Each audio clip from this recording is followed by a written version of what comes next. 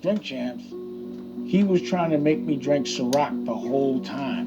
And I have my own liquor. And I'm like, why you keep trying to make me drink fucking Ciroc? And it's, you know, it's there on tape. Shout out to Puff, good shit. Well, we even. Look. You gonna take my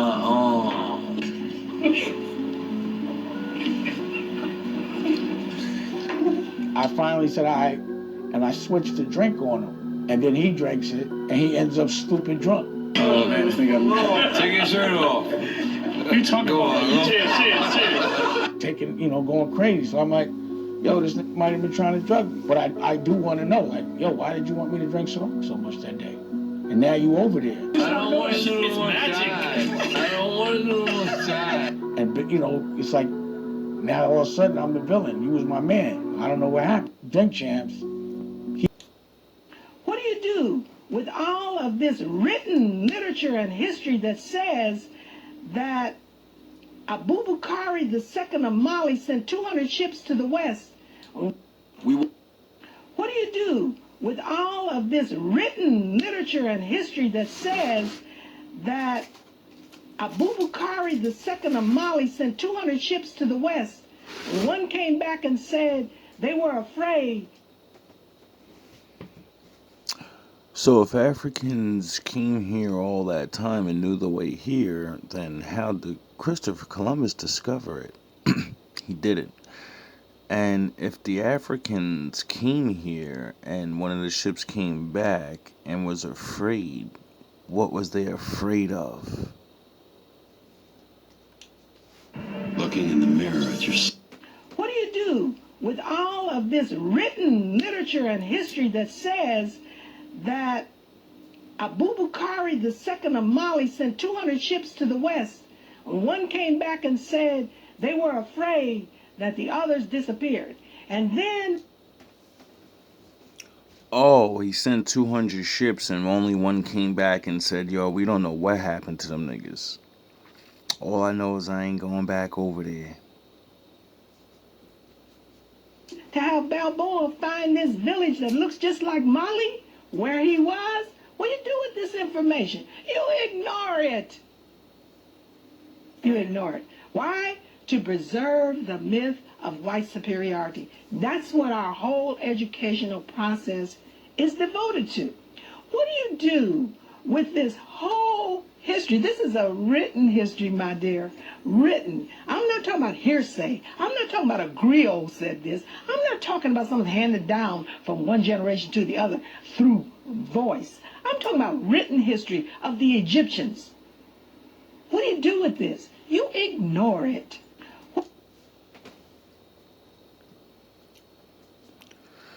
Now, let's jump into a story that may be real or fake. I don't know. But I like it because it reminds me of Star Wars, and except it's real life. You know? And since we're on the topic of, you know, history that's not told to people, even though it's there, this story has truth to it because these people existed. It's written, and these people got betrayed and destroyed. It's written. And everybody in the world keeps trying to figure out, at least I am, and I've heard many other people be like, why the fuck did these people get destroyed? They seem like the most godly men. They fought for the Lord. And then, you know, things happen. We didn't choose the darkness chose us. In 1290, we didn't choose the darkness chose us. In 1290, during the Holy War Crusades, a clandestine excavation took place at King Solomon's Temple in the heart of Jerusalem. The Knights Templar were on a desperate quest to unearth holy relics and sacred knowledge buried with Solomon, hoping to harness their power to turn the tide against the Muslim armies they were losing to. The legend speaks of a man favored by King Solomon who fell victim to a demon named Ornius. Ornius used his demonic powers to drain the youth's vitality and spirit. Upon hearing of this, by King Solomon, who fell victim to a demon named Orneus. Orneus used his demonic powers to drain the youth's vitality and spirit. Upon hearing... Oh, so there's a demon out there that drains people's fucking vitality, your youth, and your spirit. Oh, maybe that's what the readers keep talking about. Maybe that's what these niggas is calling on. Of this, Solomon summoned the Archangel Michael through a mystical practice known as the Almadel, described in the Lesser Key of Solomon. Michael appeared before the troubled king and entrusted him with a magical ring bearing the six-pointed star, or seal of Solomon. With this ring, Solomon gained the power to summon and command demons and spirits to accomplish tasks. So, the Lord sent his man down that he gave a magical sword to defeat the bad guys. And then that guy gave him a magical ring that said, you can control demons now, and they're gonna fucking do whatever you tell them to do. So, Solomon's a good guy, and then the good guy angel just gave him a magical ring that, he can control the darkness like Master Windu.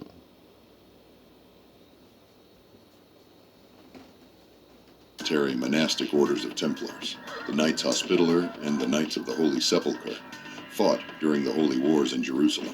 It was rumored that their enemies, the Muslim armies, were aware of the dark power lurking beneath Solomon's temple. They secretly tipped off the Templars, hoping to unleash this sinister power upon them. The Templars, however, were driven by the allure of unimaginable treasures within the ancient temple. They knew it was a race against time before their enemies reached their stronghold. As whispers of an imminent attack spread through the castle, the knights prepared for their last stand in Jerusalem. So, it seems like everybody, always wants our shit and can't solve their fucking problems without taking our shit. But the thing about that is, I think my father's gonna make it where, you can't use certain shit without us. And we don't want to save anybody anymore because you do what you do to us. So, when we wake up to realize you can't save yourself without us, wouldn't that make us Jesus Christ? Wouldn't that make us your savior? And then my father said, don't get involved. Go to the fucking sidelines and watch. That's where they put your ass, right? On the sidelines. You're just a clown. So don't be a clown. Be a bum. Sit on the fucking sidelines and watch. Had lost countless men and ground over the decades of war. Their final orders were to retrieve the holy relics and send them back to their homeland as quickly as possible. Late at night, So you're gonna go steal the Lord's shit. Okay. Fog shrouded the castle and the battlefield. An uneasy feeling of impending doom hung in the air. Suddenly, a watchtower soldier shouted for everyone to get into position just before an arrow silenced him. Thousands of flickering flames appeared in the distant fog. Moments later, fire arrows rained down on the castle, with archers returning fire into the mist. Soon, catapult fire weakened their walls and defenses. The Grand Master ordered 3 of his most experienced and trusted knights to assist in the final excavation. Lucky number 3. And protect the holy relics at all costs, ensuring their safe passage back to the kingdom. As the 3 knights descended into the ancient tunnels, they knew they might never return. Above, the main gate was nearly destroyed, and soldiers from the Muslim army began scaling the walls. The knights lost more ground and control of the stronghold. The Grand Master commanded the remaining knights to defend the tunnel leading to Solomon's temple. The last of the knights took up defensive positions, ready to lay down their lives. They could hear the sounds of their fellow knights being slaughtered and the castle being ransacked. Then, an eerie silence fell. The men could hear their own heartbeats and breaths. Suddenly, a horde of soldiers charged down the tunnel. The surviving archers let loose a hail of arrows, felling many, but for every fallen soldier, 10 more took their place. Swords clashed, and the knights, outnumbered 20 to 1, fought valiantly in the confined space. The Grand Master fell, and only a few Knights Hospitaller and Knights of the Holy Sepulchre remained. Suddenly, the doors to King Solomon's temple flew open, Dark shadows emerged from the tunnel and disappeared among the attacking soldiers. Moments later, the three knights walked out, each bearing a magical ring with the six-pointed star. Their eyes were pitch black, and their... Wait up, there's 3 rings now? So that must not be Solomon's ring, right? gazes pierced through the Muslim soldiers. With no time to waste, the remaining knights made way for the unholy trio. The 3 knights, now wielding immense power, decimated the enemy forces. The rest of the knights, seeing their chance for survival, joined the fray. Together, they fought their way out of the castle, forcing the enemy to surrender. It is believed that the Muslim Brotherhood intervened, striking a deal with the last of the knights. In exchange for allowing them to keep whatever they found in the ancient tombs, the knights agreed to abandon Jerusalem and never return. Honoring this agreement, the knights boarded their ship and set sail for Europe. Their mission completed, and their lives forever changed. Upon arriving ashore, they were confronted by fellow Templars demanding all treasures and a report. Unable to deceive due to witnesses, the knights revealed the truth about the cursed rings and their escape. The Grandmaster ordered their disarmament, but the knights resisted. The survivors stood with them as they unleashed the ring's dark energies, creating spectral warriors and barriers of shadow. The Grandmaster's soldiers, unprepared for sorcery, faltered and were defeated. In the aftermath, the knights and survivors swore an oath to protect the secret of the rings and to safeguard each other. They parted ways, each burdened with the weight of their dark powers, vowing to keep the ring's existence hidden. A few months later, the 3 knights, now known as the Forsaken Knights. So, can you say that the Jedis wanted more power to defeat their enemies and fucked up and unleashed? Now there's 3 Sith Lords. They're Master Windus. They're good guys using dark powers, you know? And on the good guys' side, supposed to be the good guys. See, good guys don't like when somebody else gets more powerful than them because then, people don't want to follow them anymore. Even though you're just a soldier and you don't want people to follow you. You want to stay what you are. A fucking soldier. And get the job done. But, weak-ass people and their weak-ass minds always get jealous, we gotta contain this. And when they fucked them niggas up, they said, oh, alright, never mind, we're not gonna contain you, we're all gonna keep it a secret for now. AKA, yous go free, I'm going to the main niggas, and we're gonna get, cause it was 20 men to 1, so that's 60 men versus 3. And they dropped 60 niggas, or, mostly they probably dropped half, a little more. And, I'm not dumb. Mortal men are gonna say, well, it's just 60. We're gonna go get the thousands now with cannon bolts. You motherfucker, I don't give a fuck what your dark powers got. I wanna see how far I can go now. You get it? We're gonna call everybody. And we all know what happens after that if that doesn't work. One of them have family. One of them have a daughter. One of them have a son. One of them have a wife. And mere mortals always know, I'm a good guy, but you're really not. Because as soon as you don't have that power, you'll turn to the dark tricks. Not magical powers, but you'll do bad shit to control people. But you're the good guys, right? It's not what my father said. My father said, don't do what the enemy does, or you're the enemy. Lived in solitude, hiding from the world. Their quiet lives were disrupted when a unit of Templars, loyal friends from their old order, found them and demanded answers. Oh, yeah, so they left and said, I'm just gonna go be regular now. But no, you're not. They're watching you. And they'll always watch you, and they'll always be able to find you. Why have you forsaken yourselves? Why did you slaughter your own? Why did you choose the dark side? We didn't choose the darkness chose us. One of the Forsaken Knights explained. In Jerusalem, we were ordered to uncover King Solomon's holy relics. AKA, we were just following orders. You sent us there. It's because whoever's in charge, that's why. Because I did what they said to do. And now they want to destroy me. Yeah, that makes sense. Even though, when I came back with the 3, we didn't attack anybody. We told them we're not surrendering these rings. I wonder why. I wonder it's because they used it. And they experienced the darkness. And then they said, no. I can't let this fall into anyone's hands. I'm fucking cursed now. You get it? Because if you have that power and you're a good guy, you're not going to want to use it. Because you understand there's repercussions. Other people are stupid. They're going to say, it'll help us win the war.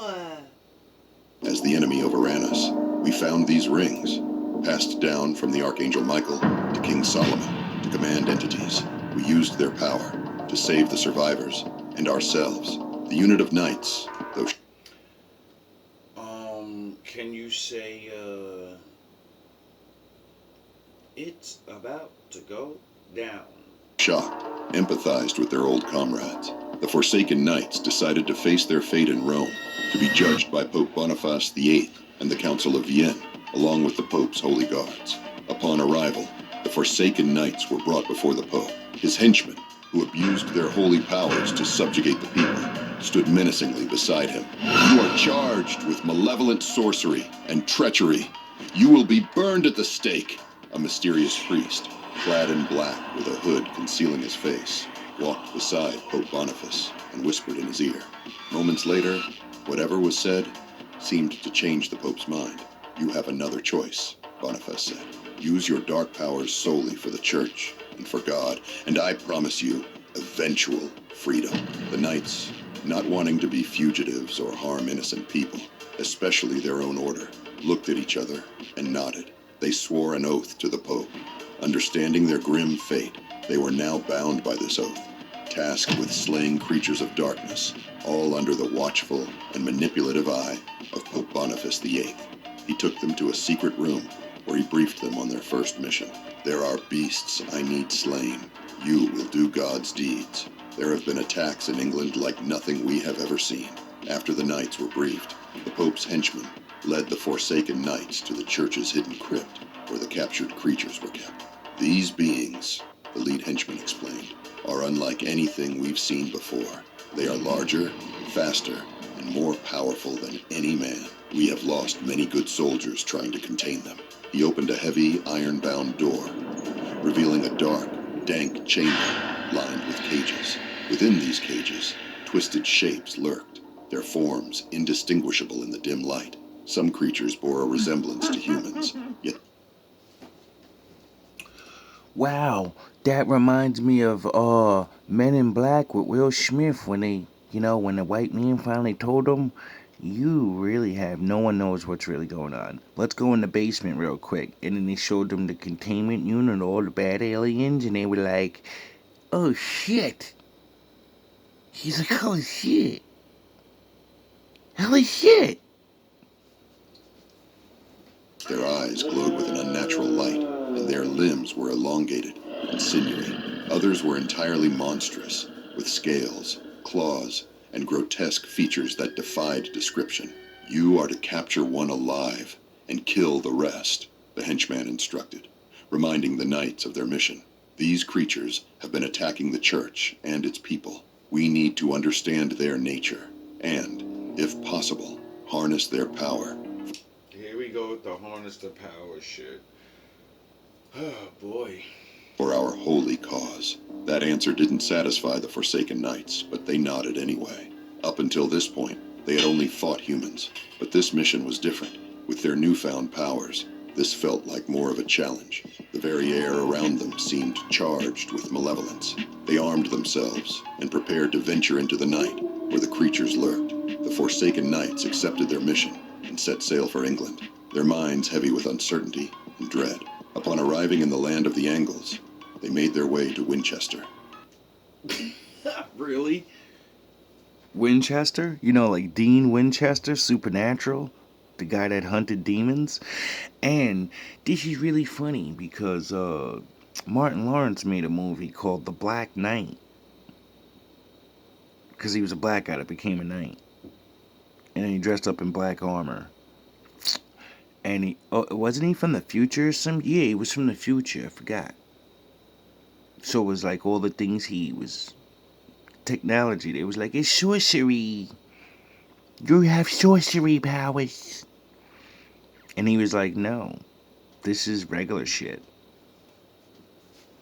A town cloaked in fear and whispered rumors of monstrous creatures. Winchester, once a thriving medieval hub, was now a place where shadows seemed to stretch longer, and the air carried a sense of unease. The townsfolk spoke in hushed tones of the attacks that had plagued them for months. The church itself had become a fortified sanctuary, housing those too terrified to remain in their homes. Suddenly, a blood-curdling scream pierced the night, followed by the sound of tearing flesh and a guttural roar. The knights quickened their pace, moving toward the source of the commotion. They found themselves in a narrow alleyway where the remains of a fallen soldier lay torn apart. From the darkness, a pair of glowing eyes emerged, followed by a hulking figure. The creature was enormous, standing over 7 feet tall, with muscles rippling beneath its scaly skin.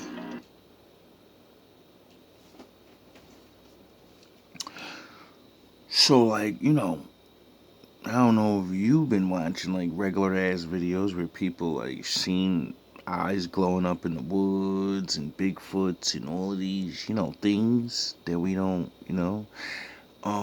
I suggest people stop trying to fucking call it, hey, I can see you. Well, it been seen you, and, you know, if you know, you know. It had the head of a wolf, with elongated fangs that... Wait up. Now we're getting into some fucking scary territory. The creature was enormous, standing over 7 feet tall, with muscles rippling beneath its scaly skin. It had the head of a wolf, with elongated fangs that dripped with blood. Its hands were tipped with razor-sharp claws, and its powerful legs ended in clawed feet that dug into the cobblestone streets. This was no ordinary cryptid. This was a being of immense power. Sounds like a werewolf to me, like, basically. A creature born of darkness and malice. The Forsaken Knights readied their weapons, knowing that this battle would test their strength and resolve. This video is so dope. I'm putting my community section. This dude whipped out the sword and it's like glowing red, you know, like a Sith Lord, you know, like Jedi Sith Lord, you know. The creature lunged at them with incredible speed, its claws slashing through the air. The knights dodged and countered with practiced precision. One of the knights, wielding his Ring of Solomon, summoned a barrier of shadow to deflect the creature's attack. The other 2 knights struck with their swords, aiming for the creature's vital points. The battle was fierce and relentless. The creature's strength was overwhelming, but the knights fought with determination, using their dark powers to gain the upper hand. They managed to wound the beast, but it only seemed to enrage it further. With a final, coordinated effort, the knights managed to subdue the creature, binding it with chains imbued with the power of their rings. As they dragged the beast back to the church, they couldn't help but wonder what other horrors lay hidden in the shadows of Winchester and beyond. Back in the crypt, the henchmen secured the creature in one of the reinforced cages. "This is just the beginning," the lead henchman said. "There are more out there, and we need to find them before they find us." The Forsaken Knights knew their journey was far from over. They had faced unimaginable horrors and survived, but the true test of their loyalty and strength was yet to come. As they prepared for their next mission, they could only hope that their dark powers would be enough to protect the innocent and vanquish the evil that threatened to consume the land.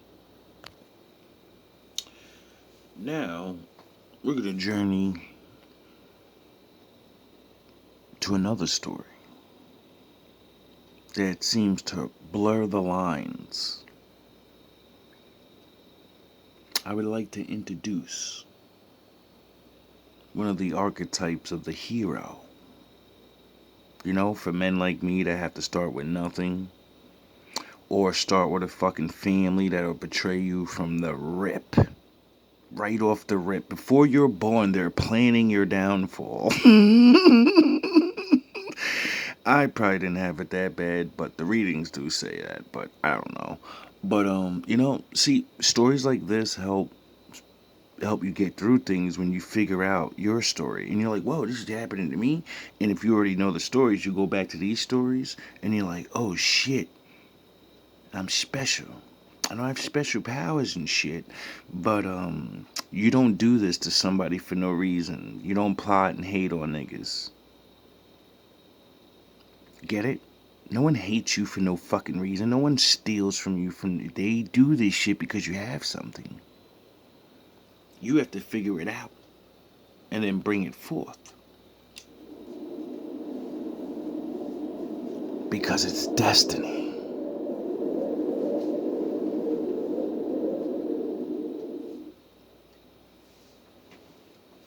Acrisius was the king of the powerful city of Argos. However, Introducing Prometheus.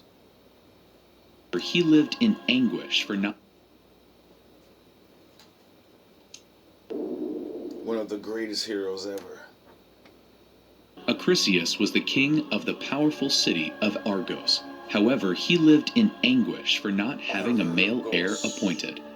In order to cease his anguish, he decided to visit the Oracle of Delphi, but the prophecy he was told only increased his despair. You will never have a son, and no matter where you hide, your destiny is to be killed by your grandson. So basically, this king went over to the Oracle of Delphi. He went to a fucking reader. Except she didn't need cards. See, back in the day, there was these special women that hid in this big ass volcano cave, and this certain type of smoke comes out of the cave, you know, and it would get them high, and then they would have visions and shit. So even back in the day, people needed to use drugs to go talk to spirits or the Lord or whatever the fuck and then there's the people of the book that don't need to do anything but follow that goddamn law. The king only had one daughter called Danae. To protect himself from the prophecy, he decided that the princess had to spend her whole life trapped in the palace. Zeus, the What, is that like the Snow White story? Lord of the Olympus, hearing the young girl's prayers, fell in love and decided to visit her. The god turned himself into golden rain, and this way managed to get inside. Wait, let's run that back. Zeus, the Lord of the Olympus, hearing the young girl's prayers, fell in love and decided to visit her. So it's not the Snow White story is actually Zeus, the Lord of the gods, and he goes down. He falls in love with her because she's trapped by this fucking asshole, and he's like, nah. She's worth something. What are you, fucking stupid, nigga? All right, I'm gonna wife that up now. The god turned himself into golden rain, and this way managed to get inside through the openings of the tower where the princess was enclosed. The golden rain fell on Danae's lap, and Zeus impregnated her.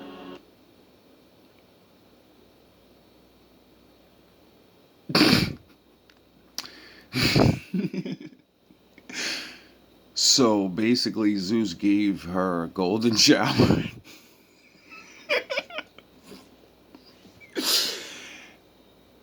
But it also has his semen in it because she got pregnant when it got onto her. Then that's also, that's something like out of the book. The Lord said he did that, but he didn't ejaculate and do fucking BDSM on Mary. No, he said, I'm gonna put my spirit on. Your son's gonna have my spirit on him. I'm gonna put it in him from the day he's born. He's already won. He's the man. You know? Cause, you know, virgin birth and all of that stuff.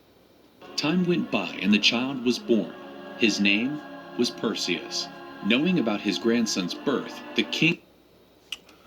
If you take Perseus, right, and you take off the P-E-R, right, and then you put a J right there, what do you have? Oh, Jesus? Oh, okay. You know, word semantics. Batman mind. Punchlines in one word. Per Zeus. Get it? Per Zeus. Zeus is his father. Jesus. Jesus. You know Jesus? Hey Zeus. Hi Zeus. Acrisius was furious. He suspected that his brother Protus was the one who impregnated his daughter in order to claim his throne in the future. The king took a drastic measure to punish her daughter's betrayal.